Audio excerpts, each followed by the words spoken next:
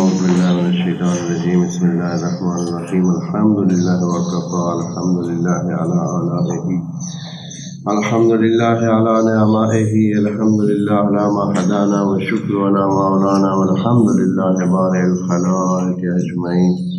والحمد لله رب العالمين. والصلاة والسلام والتحية والإكرام على سيدنا وسيد الأنام شفيع ذنوبنا وطبيب قلوبنا مولانا ومولى العالمين رحمة للعالمين أبي القاسم محمد. اللهم صل على محمد وعلى أهل بيته الطيبين الطاهرين. أما بعد فرب اشرح لي صدري ويسر لي أمري واحلل عقدة من لساني يفقهوا قولي وقل رب أدخلني مدخل صدق وأخرجني مخرج صدق واجعل لي من لدنك سلطانا نصيرا. بسم الله وبالله وتوكلت على الله. قال الله تبارك وتعالى في سورة محمد آية 4 فَإِذَا لَقِيتُمُ الَّذِينَ كَفَرُوا فَضَرْبَ الرِّقَابِ حَتَّى إِذَا أَثْخَنْتُمُوهُمْ فَشُدُّوا الْوِثَاقَ فَإِمَّا مَنًّا بَعْدُ وَإِمَّا فِدَاءً حَتَّى تَضَعَ الْحَرْبُ أَوْزَارَهَا ذَلِكَ وَلَوْ يَشَاءُ اللَّهُ لَانتَصَرَ مِنْهُمْ وَلَكِنْ لِيَبْلُوَ بَعْضَكُم بِبَعْضٍ وَالَّذِينَ قُتِلُوا فِي سَبِيلِ اللَّهِ فَلَن يُضِلَّ أَعْمَالَهُمْ سَيَهْدِيهِمْ وَيُصْلِحُ أَبَالَهُمْ وَيُدْخِلُهُمُ الْجَنَّةَ عَرَّفَهَا لَهُمْ. يا أيها الذين آمنوا إن تنصروا الله ينصركم ويثبت أقدامكم. الذين كفروا فتأسا لهم وأضل أعمالهم ذلك بأنهم كرهوا ما أنزل الله فأحبط أعمالهم. صدق الله العلي العظيم. قرآن انسانوں کو سیدھے راستے پہ صحیح ڈھب سے چلنے کی تفصیل بتا رہا ہے کہ انسان لا یعلم ہے، جاہل ہے. خب جاہل ہونے کی وجہ واضح ہے کہ علم کے جو بھی ذرائع ہیں وہ انسان کے اپنے ہیں ہی نہیں. انسان آیا بھی ابھی ہے، اس کی رسائی بھی نہیں ہے، اس کے پاس یہ طاقت بھی نہیں ہے. تو جو اس کے پاس ان پٹ کے مواقع ہیں یا وسائل ہیں، یعنی سمجھنے کے، وہ ابھی اس قابل ہوئے ہیں کہ کسی چیز کو سمجھ سکیں. جب انسان پیدا ہوتا ہے اس کے بعد اس کے پاس اس کے وسائل آتے ہیں، اور ان وسائل میں جو شعوری طاقت پیدا ہوتی ہے وہ کافی ٹائم کے بعد پیدا ہوتی ہے. پھر ضرورت اس بات کی ہوتی ہے کہ کوئی بتانے والا ہو، کوئی حقیقت کو سمجھانے والا ہو، تو پھر جا کر اس کو سمجھ آتی ہے. وَإِلَّا انسان اگر اپنے تئیں ہو تو ایک حیوان سے ایک ذرہ بھر اوپر نیچے نہ ہو. بالکل ایک جیسے بھیڑ پیدا ہوتی ہے، جیتی ہے، کھاتی ہے، پیتی ہے، سوتی ہے، بچے پیدا کرتی ہے اور مر جاتی ہے. اگر انسان کے اس اندر کے شعور کو معلومات کے ذریعے ترقی نہ دی جائے، تکامل نہ دیا جائے، تو ایک انسان اس سے بڑھ کر کچھ نہیں ہوتا. اور اس کی مثالیں دنیا بھری پڑی ہے. ابھی کتنے ایسے انسان آپ کے آس پاس میں، ادھر جہاں آپ رہتے ہیں یا جہاں سے آپ کا تعلق ہے، وہاں آپ کو کئی ایسے انسان مل جائیں گے جو بالکل ایک حیوان محض ہے. کچھ بھی اس کو سوائے انہی حیوانی خصلات کے اور حیوانی صفات کے کچھ بھی اس کو پتہ نہیں. اب کھانا وہ کھا جانتا ہے، اچھا کھانا چاہتا ہے. اب یہ تو حیوان بھی ایسے کرتا ہے. مال کو اپنی طرف سمیٹنا چاہتا ہے تو حیوانات بھی ایسے کرتے ہیں. کبھی آپ نے دیکھا ہو 2 گائے، 2 بکریاں، 2 چیزوں کو اکٹھا آپ اگر وہ ڈال دیں، چارہ ڈال دیں، تو آپ دیکھیں گے کہ وہ کوشش کریں گے اپنے کندھے کے ساتھ دوسرے کو ذرا پرے دکھا دیں اور خود کھائیں. اب یہ وہ بہت بڑی بات ہے اگر انسان یہ کوشش کرتا ہے کہ اپنی مال وسائل جمع کرے، یہ کوئی بہت بڑی بات نہیں ہے کہ حیوانات میں بھی یہ چیز پائی جاتی ہے۔ بس انسان کے شعور کی تکمیل کسی صحیح ذرائع معلومات سے ہونی چاہیے، اور ذریعے معلومات اگر ہم کہیں کہ خود انسان ہے تو انسان کہاں سے؟ جب خود انسان ہے، اس لا یعلم ہے، تو دوسرے انسانوں کو کیسے سمجھائے گا؟ اس کی معلومات کہاں سے آئیں گی؟ ہاں، ایک صورت ہے کہ وہ پہلا انسان کسی اور جگہ سے معلومات اپنی لے، اگر خدائی طریقے سے اور اس طریقے سے لے جو حقیقت شناس ہے، جس نے حقیقت کو بنایا ہے، جس کو جو خالق ہے، خالق ہونے کی وجہ سے وہ اس کے تمام رازوں سے واقف ہے اور وہ بتائے۔ پس اس لا یعلم انسان کو بتانے کے لیے خدا کریم نے وسیلہ بنایا ہے، اور وہ ہے کہ انبیاء کے ذریعے اس کو دو دنیا دکھائے۔ ایک دنیا یہی ہے جو اس کے سامنے ہے، جس کو وہ سمجھتا ہے کہ یہ حقیقت ہے۔ خدا کریم اس کو بتاتا ہے کہ اس میں سے کچھ حصہ حقیقت ہے، اس کی ٹائمنگ ہے، وہ اس وقت تک حقیقت ہے، اس کے بعد اس کی کوئی حقیقت نہیں ہے۔ لیکن اے انسان، تو نے آگے تک جانا ہے، اس سے بھی بڑھ کر آگے جانا ہے۔ بس صرف یہ حقیقت جو ایک ٹائم تک ختم ہو جانی ہے تیرے لیے، اسی پہ آپ بھروسہ نہ کریں، اور اس سے آگے کے لیے بھی جو چیزیں ادھر ہی موجود ہیں آپ ان کو فرضی اور خیالی سمجھ رہے ہیں، ان کو بھی اپنائیں، اور اس راستے پہ چلتے ہوئے اس اگلی زندگی کے لیے بھی کامیابی حاصل کریں۔ یہ طریقہ جس نے بتایا ہے وہ خدا کریم ہے۔ اسی ضمن میں یہ جو پیرا ابھی ہم پڑھ رہے ہیں آیت نمبر 4 میں کہ جنگ کی صورتحال میں، اس کا تقریباً زیادہ تر حصہ اس آیت کا جو مرکزی حصہ ہے وہ پہلے ہم عرض کر چکے ہیں۔ آیت نمبر 5، 6 اور 7 بہت چھوٹی سی آیتیں ہیں، یہ اسی کا حصہ ہیں، اور ہم ان کے بارے میں کل عرض کر چکے ہیں کہ ایک شہید ہو جانے والے شخص کے لیے کیسے ممکن ہے کہ اس کی ہدایت کی جائے۔ معنی ہدایت کو اور بھی غور سے سمجھیں۔ جو عرض کیا ہے، ہدایت کا معنی جہاں بھی ہوگا وہ تعلیم ہوگا۔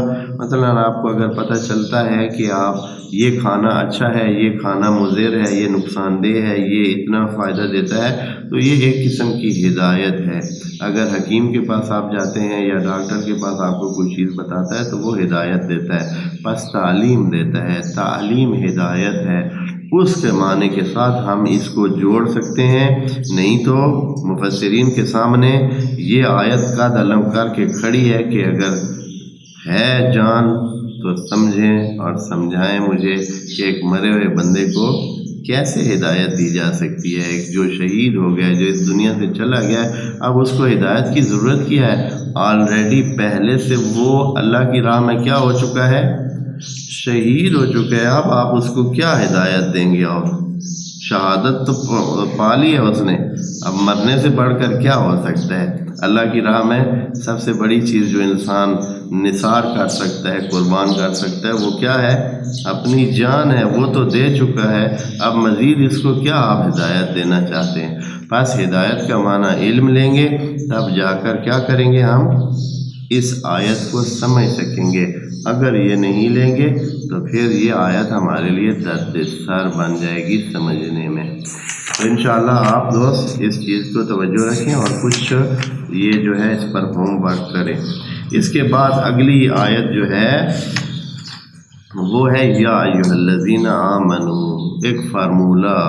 پہلے ایک واقعہ بتایا، ایک واقعے سے کچھ احکام بتائے کہ جب آپ جنگ کریں تو یہ صورتحال ہو، یہ ایک واقعہ ہے، لیکن اب ایک فارمولہ ٹائپ پوری جو ہے نا وہ آپ کے لیے ایک قاعدہ قانون۔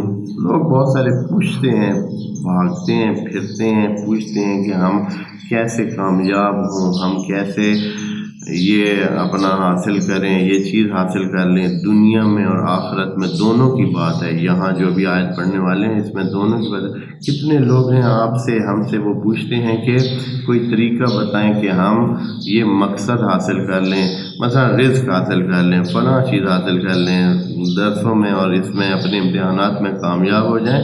تو خدا کریم یہاں بہت ساری آیات میں خدا نے اپنے راستے بتائیں، اس آیت میں بھی اسی طرح ہی فرمایا ہے کہ اگر کیا کہا ہے، یا ایھا الذین آمنو، اے ایمان لانے والو، ان تنصروا اللہ ینصرکم ویثبت اقدامکم، اگر آپ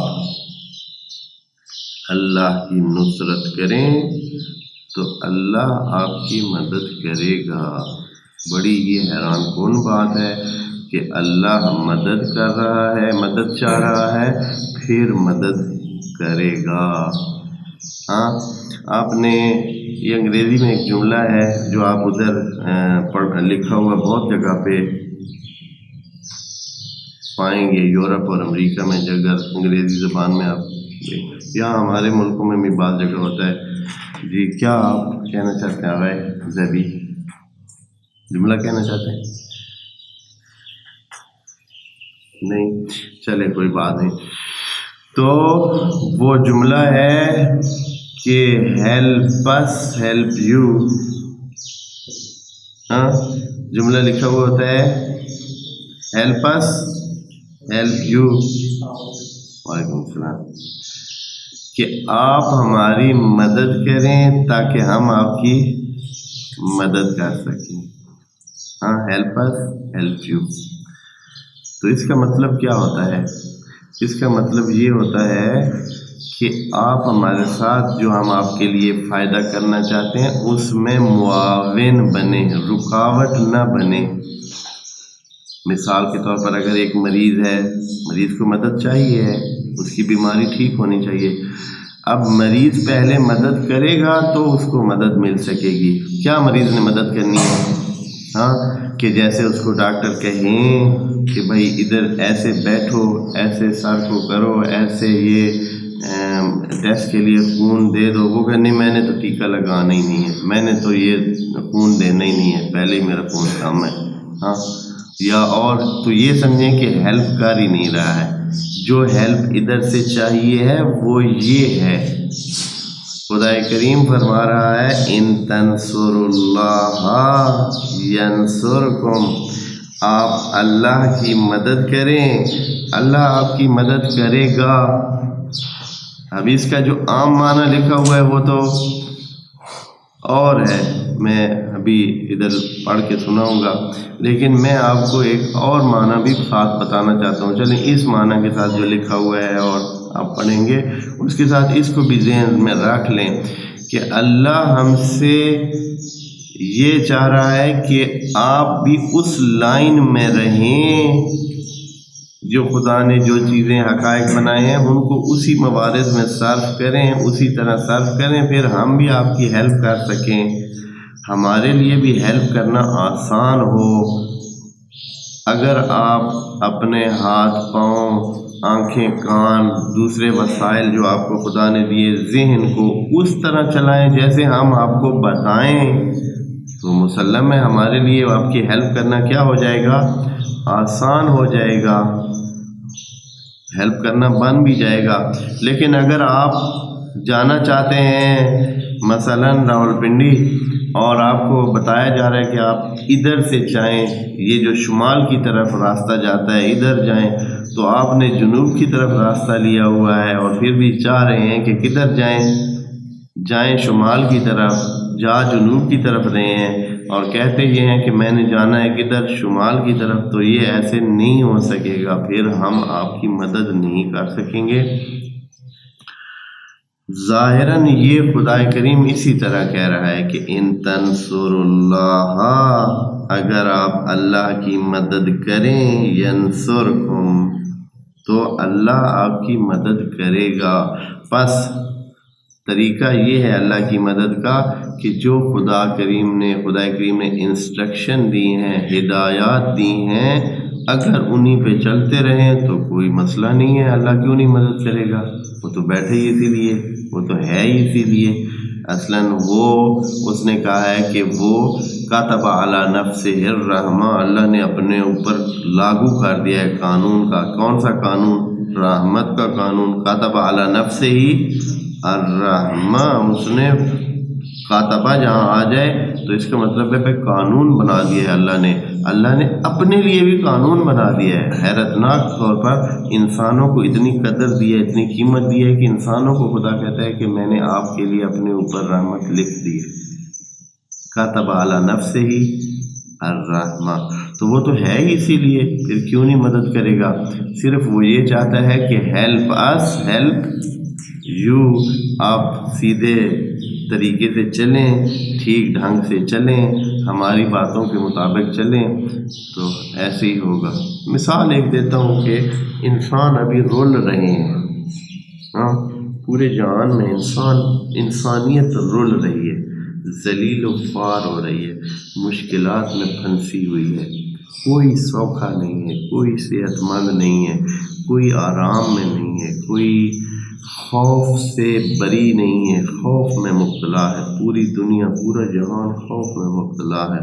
انسان بھاگم بھاگ جلدی سے جلدی زیادہ سے زیادہ چیزیں پیدا کر کے کوشش کر رہا ہے کہ اپنے آپ کو ایک مستغنی بنا دے، ایسے بنا دے کہ اس کو دوسروں کی ضرورت بھی نہ پڑے اور وہ سکون آرام سے کھا پی سکے، رہ سکے، موجیں کر سکے، سکون حاصل کرے۔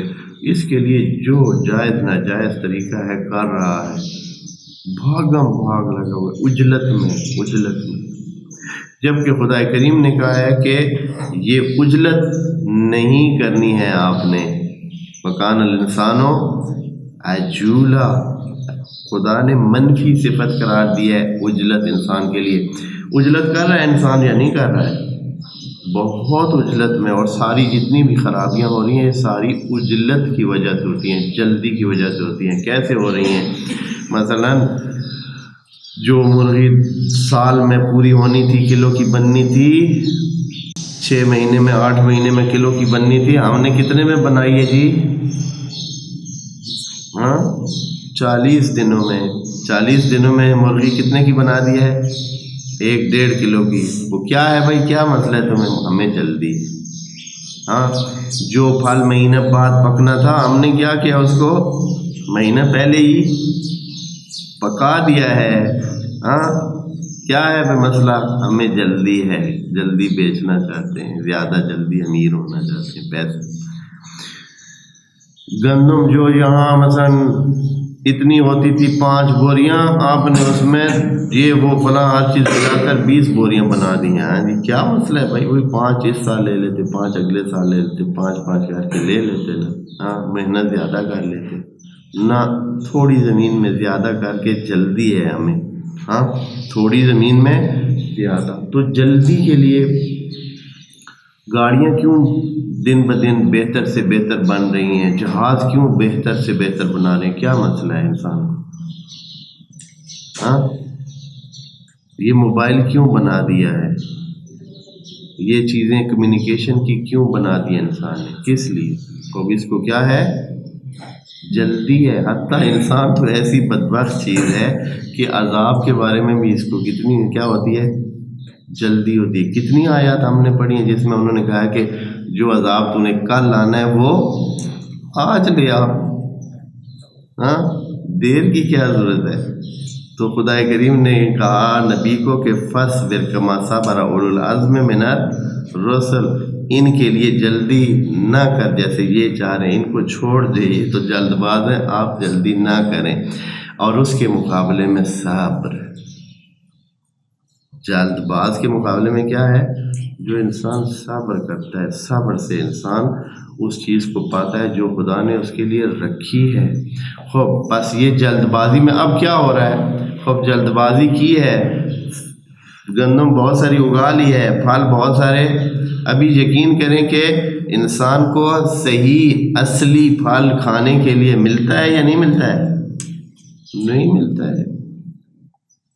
آپ جو کیلا ادھر پکا کھاتے ہیں یہ بہت ہی اممیچور اور کچا اپنی ڈالی سے اترا ہوا ہوتا ہے، انہوں نے بہت پہلے کاٹ لیا ہوتا ہے، مہینہ پہلے کاٹ لیا ہوتا ہے، ابھی مہینے بعد اس نے پکنا تھا۔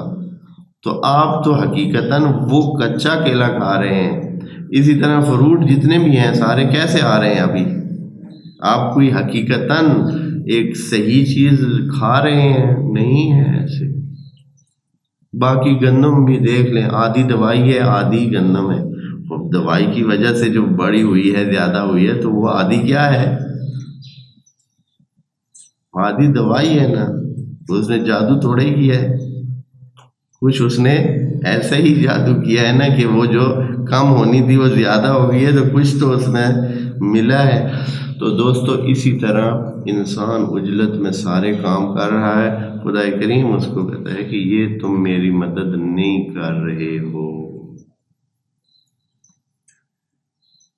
جیسے وہ مریض جس کو ڈاکٹر نے کہا ہے کہ یہ آپ دوائی سیرپ لے لیں، 1 چمچ صبح 1 دوپہر 1 شام، انہوں نے کہا ہے کہ ڈاکٹر ہفتے کے بعد ٹھیک کرنے کے لیے ہمیں اتنی دوائی دے دی ہے، ہم 3 دن کا نسخہ خود بنا لیتے ہیں، 2 چمچ صبح 2 چمچ دوپہر اور 2 چمچ شام۔ اب اس مریض نے کیا ٹھیک ہونا ہے؟ اس مریض کو ہو سکتا ہے کہ مرض اس کا کیا ہو جائے، بڑھ جائے۔ میں نے ایک بزرگ کو دیکھا، انہوں نے پوری بوتل ہی اٹھا لی، وہ کیا ہے دوائی ہے نا، نقصان دہ تو نہیں ہے، پوری بوتل پی لی، پھر جو ہے بے ہوش ہو کے پڑے تھے۔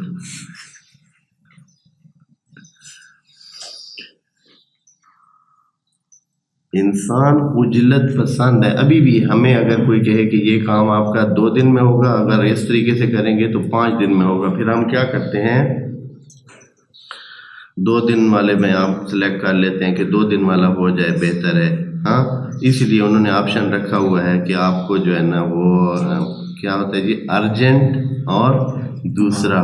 تو زیادہ تر لوگ کون سے والا سلیکٹ کرتے ہیں؟ ارجنٹ، جو جلدی ہے، سب کو جلدی، بہت جلدی، بچوں کو جلدی ہے، بڑوں کو جلدی ہے، جوان ہو، جب ادھر پہنچ جاتے ہیں تو پھر سوچ آتی ہے کہ یار یہ تو بہت جلدی ہو گئی ہے، ابھی ہمیں ادھر کچھ رہنا چاہیے تھا، لیکن اب نہیں رہ سکتا ہے، اب تو کافی آگے آ چکے ہیں، اب کیسے واپس جا سکتے۔ تو بہرحال وَكَانَ الْإِنسَانُ عَجُولًا، آیت قرآن کی ہے، خدا نے حقیقت بیان کی ہے، ٹھیک ہے۔ بس یہ عجلت پسندی جو ہمارے کاموں میں موجود ہے دوستو، یہ نقصان دہ ہے، چاہے ہمارے اجتماعی کاموں میں، جیسے پوری انسانیت اسی کام میں لگی ہوئی ہے کہ جلدی سے جلدی جو ہے نا سارے کام کیے جائیں اور اگلے مرحلے میں داخل ہوں، تو یہ انسان کے لیے بہت ناگوار ہے، اس کی صحت کے لیے، اس کی باقی جو بھی زندگی کے لطف ہیں وہ سارے کے سارے ہاتھ سے چھن گئے ہیں، اب کوئی لطف نہیں رہا ہے، کوئی مزہ نہیں رہا ہے۔ پہلے لوگ 80 سال زندگی گزارتے تھے تو اتنے لطف کے ساتھ گزارتے تھے کہ صحیح رج کے یہاں سے جاتے تھے۔ ابھی انسان جو ہے وہ بھاگ کے جلدی پہنچ جاتا ہے، ابھی زندگی کا بھوکا ہوتا ہے، ابھی انسان زندگی کا بھوکا ہوتا ہے کہ کیا کر دیتا ہے، زندگی اینڈ پہ پہنچ جاتی ہے، ختم ہو جاتی ہے، اس لیے کہ وہ بھاگ کے اس نے زندگی کے لطف سارے کیا کر دیے ہیں، ضائع کر دیے ہیں، کچھ بھی حاصل ہی نہیں ہے، ہر کام بھاگم بھاگ ہو رہا ہے۔ نتیجہ یہ ہے کہ یہ طریقہ کار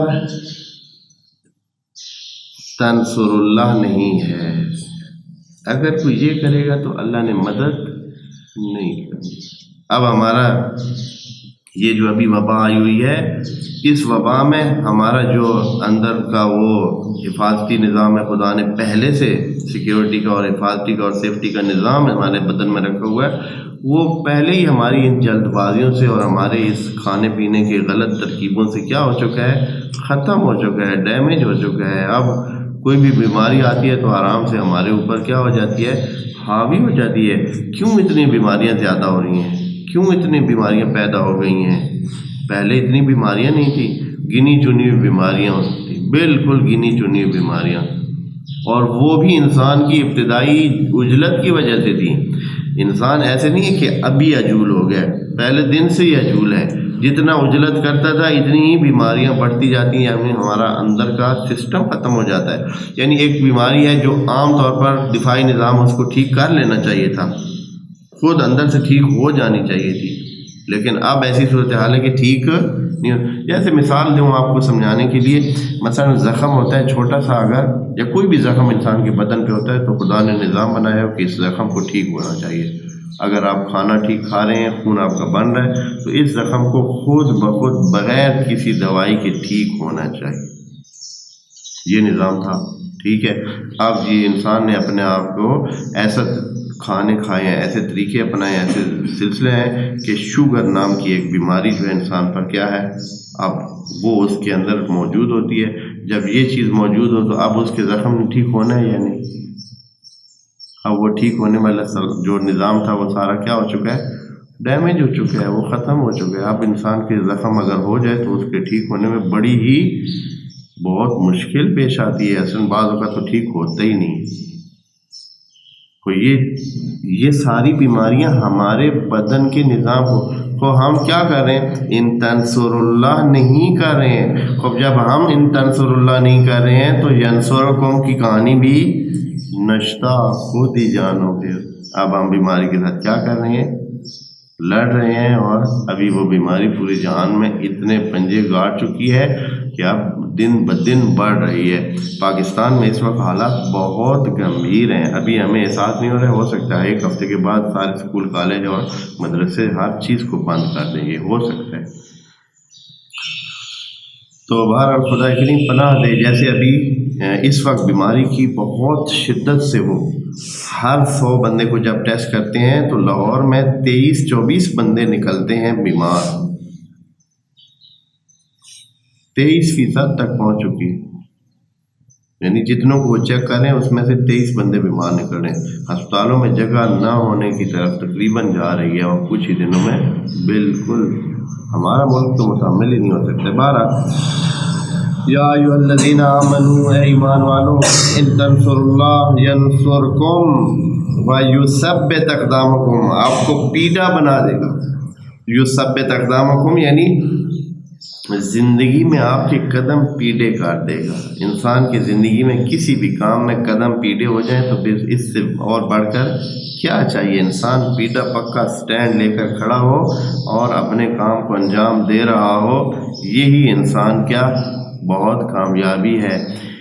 اس آیت کو کیونکہ پیچھے جنگ کی بات ہوئی ہے تو مفسرین نے صرف اس کو اسی حد میں رکھا ہے، محدود کیا ہے، اور کہا ہے کہ جنگ میں جو لوگ جہاد میں شریک ہوں گے اور جہاد کریں گے اللہ کے راستے میں تو کیا ہوگا، اللہ بھی ان کی جہاد میں کیا کرے گا، مدد کرے گا۔ فرمایا اے ایمان والو، اگر تم اللہ کی مدد کرو گے تو وہ بھی تمہاری مدد کرے گا۔